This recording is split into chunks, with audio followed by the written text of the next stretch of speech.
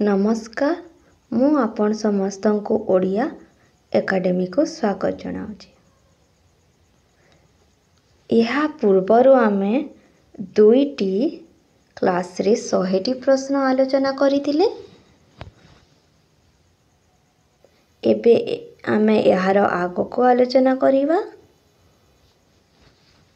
101 number प्रश्न, मोहनांग चंचलाक्षी क्यों ग्रंथर चरित्र? मोहनांग चंचलाक्षी चतुर विनोद ग्रंथर चरित्र। ढमपणे बन्नुछि मो गोविंद चरित यह क्यों काव्यरु आसीछि? यह विदग्ध चिंतामणि काव्यरु आसीछि। अभिनव भारती टीका ग्रंथर प्रणेता किए? अभिनव भारती टीका ग्रंथर प्रणेता अभिनव गुप्त। उपमा और अर्थ गौरव पाई क्यों कवि प्रसिद्धि अर्जन करिसंती? उपमा और अर्थ गौरव पाई उपेंद्र भंज कवि प्रसिद्धि अर्जन करिसंती। 105 नंबर प्रश्न, उपमा अर्थ गौरव और पदलालित्यर अद्भुत समन्वय क्यों काव्य परिलक्षित? उपमा अर्थ गौरव और पदलालित्यर अद्भुत समन्वय विदग्ध चिंतामणि काव्य परिलक्षित। 106 नंबर प्रश्न, कल्लोले पदलालित्यम अर्थ कौन? यार अर्थ है रसकल्लोल काव्य पदलालित्य पाई प्रसिद्ध। श्रुति निषेध गीता कहार रचना? श्रुति निषेध गीता भीम भोईर रचना। भरत मुनि नाट्यशास्त्र रे केतोटी रस कथा कहिचंती? भरत मुनि नाट्यशास्त्र रे 8टी रस कथा कहिचंती। बृहभानु भानु प्रभाताप नाही एठारे क्यों अलंकार जोग होईछि? एठारे माल अलंकार जोग होईछि।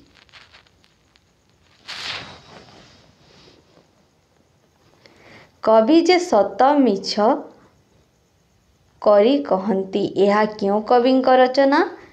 कवि जे सत मिछ करी कहंती यह दीनकृष्ण दास का रचना। श्याम नागर हे ए बेश होइब नाही पदावलीर रचयिता किए? पदावलीर रचयिता बनमाली दास। ओडिया चौपदी रे पद संख्या केते? ओडिया चौपदी रे पद संख्या 4। किशोर चंद्रानंद चंपूर रचयिता किए? किशोर चंद्रानंद चंपूर रचयिता कवि सूर्य बलदेव रथ। कवि सूर्यंक चंपूरे राधांक सखी किए? कवि सूर्यंक चंपूरे राधांक सखी ललिता।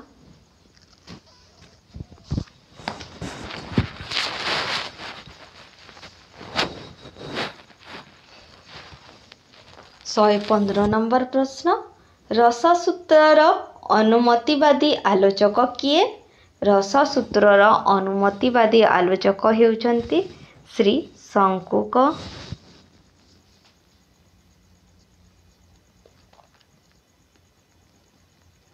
116 नंबर प्रश्न,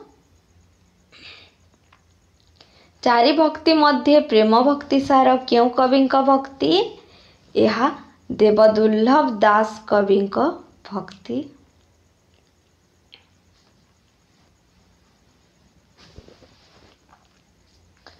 117 नंबर प्रश्न, मरहट्टा माने केबे ओडिशा अधिकार करथिले?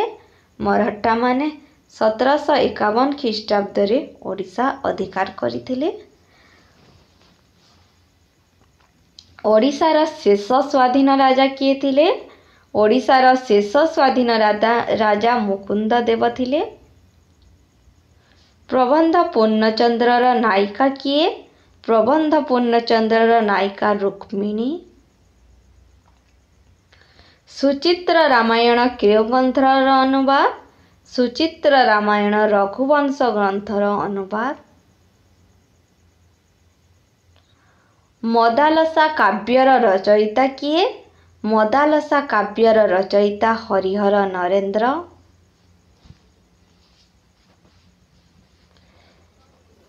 ଏକ ଖଣ୍ଡ ହାଡ଼ ବୁନ୍ଦାଏ ରୁଧିର ଫୁଟେ ମାଉଁସ ଜାଣଇ ତେଣୁ କରି ସିନା ପ୍ରାଣୀଙ୍କ ବିକଲ ସହି ନ ପାରଇ ମୋହି। ଏହି ପଦର କବି କିଏ? ଏହି ପଦର କବି ହେଉଛନ୍ତି ଭୀମ ଭୋଇ। ଏକ ଖଣ୍ଡ ହାଡ଼ ବୁନ୍ଦାଏ ରୁଧିର ଫୁଟେ ମାଉଁସ ଜାଣଇ ତେଣୁ କରି ସିନା ପ୍ରାଣୀଙ୍କ ବିକଲ ସହି ନ ପାରଇ ମୋହି। ଏହି ପଦର କବି ହେଉଛନ୍ତି ଭୀମ ଭୋଇ। ମୋ ଜୀବନ ପଛେ ନର୍କେ ପଡ଼ିଥାଉ ଜଗତ ଉଦ୍ଧାର ହେଉ କେଉଁ ଗ୍ରନ୍ଥରୁ ଆନିତ? ଏହା ସ୍ତୁତି ଚିନ୍ତାମଣି ଗ୍ରନ୍ଥରୁ ଆନିତ। ଏହାର କବି ହେଉଛନ୍ତି ଭୀମ ଭୋଇ।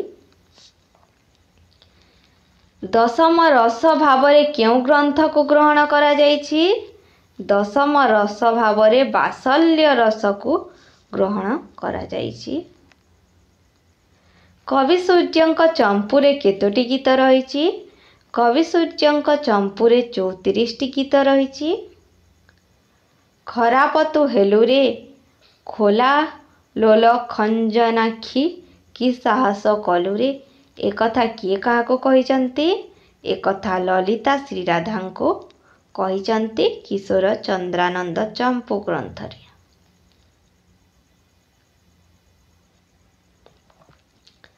କବି ଗୋପାଳ କୃଷ୍ଣଙ୍କ ପଦାବଳୀ ସମୂହକୁ କିଏ ପ୍ରଥମେ ସଂକଳିତ କରିଥିଲେ? କବି ଗୋପାଳ କୃଷ୍ଣଙ୍କ ପଦାବଳୀ ସମୂହକୁ ହରିବନ୍ଧୁ ପଟ୍ଟନାୟକ ପ୍ରଥମେ ସଂକଳିତ କରିଥିଲେ। ସେ ଏହାର ନାମକରଣ ଗୋପାଳ କୃଷ୍ଣ ପଦ୍ୟାବଳୀ ରଖିଥିଲେ। ଆତ୍ମଚରିତମୂଳକ ମହିମଣ୍ଡଳ ଗୀତାର ସ୍ରଷ୍ଟା କିଏ? ମହିମଣ୍ଡଳ ଗୀତାର ସ୍ରଷ୍ଟା ହେଉଛନ୍ତି ଅରକ୍ଷିତ ଦାସ। ଭୀମ ଭୋଇ କେଉଁ ସମ୍ପ୍ରଦାୟର ଥିଲେ? ଭୀମ ଭୋଇ କନ୍ଧ ସମ୍ପ୍ରଦାୟର ଥିଲେ। ଭୀମ ଭୋଇଙ୍କ ଗୁରୁ କିଏ? ଭୀମ ଭୋଇଙ୍କ ଗୁରୁ ହେଉଛନ୍ତି ମହିମା ଗୋସାଇଁ। 131 ନମ୍ବର ପ୍ରଶ୍ନ। ସନ୍ଥ ଅରକ୍ଷିତ ଦାସଙ୍କ ସମାଧି କେଉଁଠି ରହିଛି? ସନ୍ଥ ଅରକ୍ଷିତ ଦାସଙ୍କ ସମାଧି ଓଲାଶୁଣୀଠାରେ ରହିଛି। 132 ନମ୍ବର ପ୍ରଶ୍ନ। ସମର ତରଙ୍ଗ ଗ୍ରନ୍ଥର ସ୍ରଷ୍ଟା କିଏ? ସମର ତରଙ୍ଗ ଗ୍ରନ୍ଥର ସ୍ରଷ୍ଟା ବଜ୍ରନାଥ ବଡ଼ଜେନା।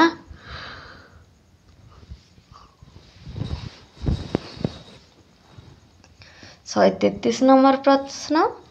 ପ୍ରଥମ ଓଡ଼ିଆ ସମର କାବ୍ୟ କ'ଣ? ପ୍ରଥମ ଓଡ଼ିଆ ସମର କାବ୍ୟ ହେଉଛି ସମର ତରଙ୍ଗ। 134 ନମ୍ବର ପ୍ରଶ୍ନ। ପାଇକ ଖେଦାର ସମ୍ପାଦନା କିଏ କରିଥିଲେ? ପାଇକ ଖେଦାର ସମ୍ପାଦନା ପଣ୍ଡିତ ସଦାଶିବ ରଥ ଶର୍ମା କରିଥିଲେ। ପାଇକ ଖେଦାର ରଚୟିତା କିଏ? ପାଇକ ଖେଦାର ରଚୟିତା କହ୍ନାଇ ଚମ୍ପତି ରାୟ ଚୂଡ଼ାମଣି। ଦାର୍ଢ଼୍ୟତା ଭକ୍ତି ରସାମୃତ ଗ୍ରନ୍ଥର ସ୍ରଷ୍ଟା କିଏ? ଦାର୍ଢ଼୍ୟତା ଭକ୍ତି ରସାମୃତ ଗ୍ରନ୍ଥର ସ୍ରଷ୍ଟା ବିପ୍ର ରାମ ଦାସ।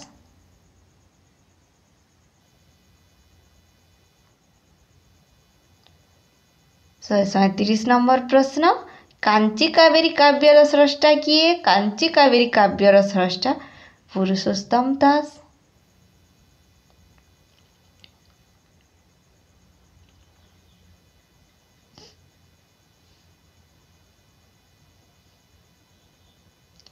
କାଞ୍ଚି କାବେରୀ କାବ୍ୟରେ ପୋଇଲି ପୁଅ ପୁରୁଆ କାହାକୁ କୁହାଯାଇଛି? କାଞ୍ଚି କାବେରୀ କାବ୍ୟରେ ପୋଇଲି ପୁଅ ପୁରୁଆ ପୁରୁଷୋତ୍ତମ ଦେବଙ୍କୁ କୁହାଯାଇଛି। ଦୟାନ କରନ୍ତୁ ମୁଁ ଦାସୀ ସିନାରେ କେଉଁ କବିଙ୍କ ରଚନା? ଏହା ଗୋପାଳ କୃଷ୍ଣଙ୍କ ରଚନା। ଭୂପତି ପଣ୍ଡିତଙ୍କ ପ୍ରସିଦ୍ଧ ଗ୍ରନ୍ଥର ନାମ କ'ଣ? ଭୂପତି ପଣ୍ଡିତଙ୍କ ପ୍ରସିଦ୍ଧ ଗ୍ରନ୍ଥର ନାମ ପ୍ରେମ ପଞ୍ଚାମୃତ। ସୁବର୍ଣ୍ଣରେଖା କାଳ୍ପନିକ କାବ୍ୟଟି କାହାର ସୃଷ୍ଟି? ସୁବର୍ଣ୍ଣରେଖା କାଳ୍ପନିକ କାବ୍ୟଟି ଉପେନ୍ଦ୍ର ଭଞ୍ଜଙ୍କ ସୃଷ୍ଟି।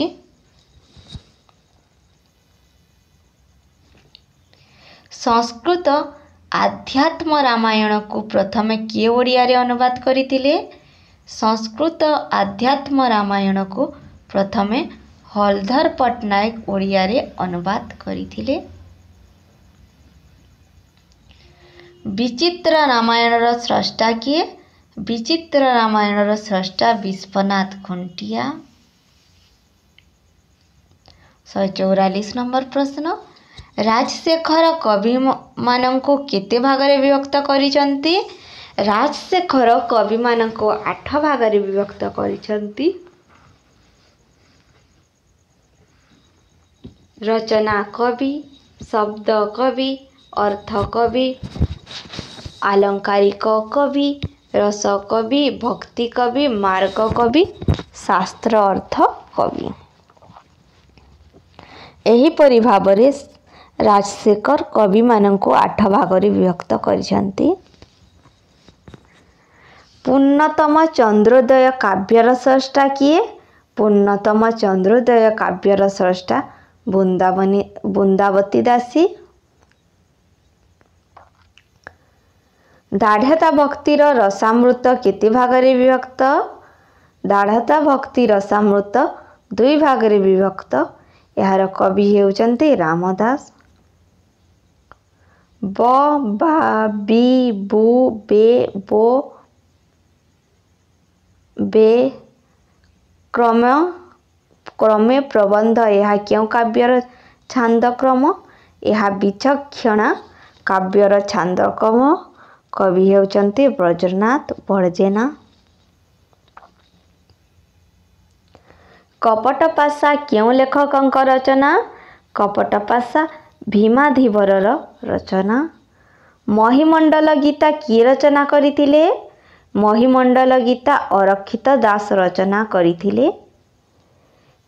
କେଉଁ କବି ତାଙ୍କ ଜଣାଣରେ ଜଗନ୍ନାଥ ଦାସଙ୍କୁ ସର୍ପ ସହିତ ତୁଳନା କରିଛନ୍ତି? ବଳଦେବ ରଥ ତାଙ୍କ ଜଣାଣରେ ଜଗନ୍ନାଥ ଦାସଙ୍କୁ ସର୍ପ ସହିତ ତୁଳନା କରିଛନ୍ତି। ତାଙ୍କ କବିତା ସର୍ପ ଜଣାଣରେ। 151 ନମ୍ବର ପ୍ରଶ୍ନ। ଭଜନ ଶବ୍ଦଟି ସଂସ୍କୃତ କେଉଁ ଧାତୁରୁ ଉତ୍ପନ୍ନ? ଭଜନ ଶବ୍ଦଟି ସଂସ୍କୃତ ଭଜ ଧାତୁରୁ ଉତ୍ପନ୍ନ। ଭଜନ କେତେ ଭାଗରେ ବିଭକ୍ତ? ଭଜନ 2 ଭାଗରେ ବିଭକ୍ତ। ସଗୁଣ ଭଜନ, ନିର୍ଗୁଣ ଭଜନ।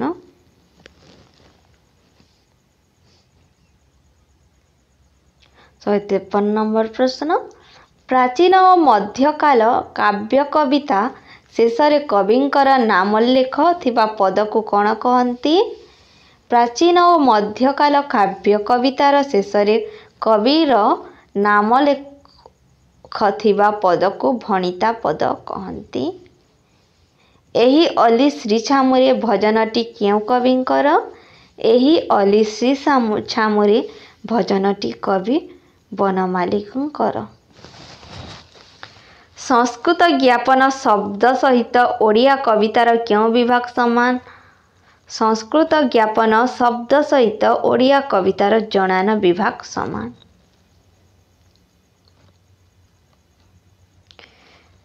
ବ୍ୟଞ୍ଜନ ବର୍ଣ୍ଣର ବିପରୀତ କ୍ରମରେ ରଚିତ ହେଉଥିବା ଚଉତିଶାକୁ କ'ଣ କହନ୍ତି? ଓଲଟ ଚଉତିଶା କହନ୍ତି। ବ୍ୟଞ୍ଜନ ବର୍ଣ୍ଣର ବିପରୀତ କ୍ରମରେ ରଚିତ ହେଉଥିବା ଚଉତିଶାକୁ ଓଲଟ ଚଉତିଶା କହନ୍ତି। କ ପରେ କ୍ଷ, ଖ ପରେ ହ ଏହି ବ୍ୟଞ୍ଜନ କ୍ରମରେ ରଚିତ ଚଉତିଶାକୁ କ'ଣ କହନ୍ତି? ଏହି ବ୍ୟଞ୍ଜନ ବର୍ଣ୍ଣରେ ରଚିତ ଚଉତିଶାକୁ ମେଷଯୁଦ୍ଧ ଚଉତିଶା କହନ୍ତି। ଏହା କ ଅକ୍ଷର ପରେ କ୍ଷ ଅକ୍ଷର ଆସିଥାଏ, ଖ ପରେ ହ ଅକ୍ଷର ଆସିଥାଏ। ଏଥିରେ ଜାଇଫୁଲ ଚଉତିଶାର ସ୍ରଷ୍ଟା କିଏ? ଜାଇଫୁଲ ଚଉତିଶାର ସ୍ରଷ୍ଟା ବଳଦେବ ରଥ।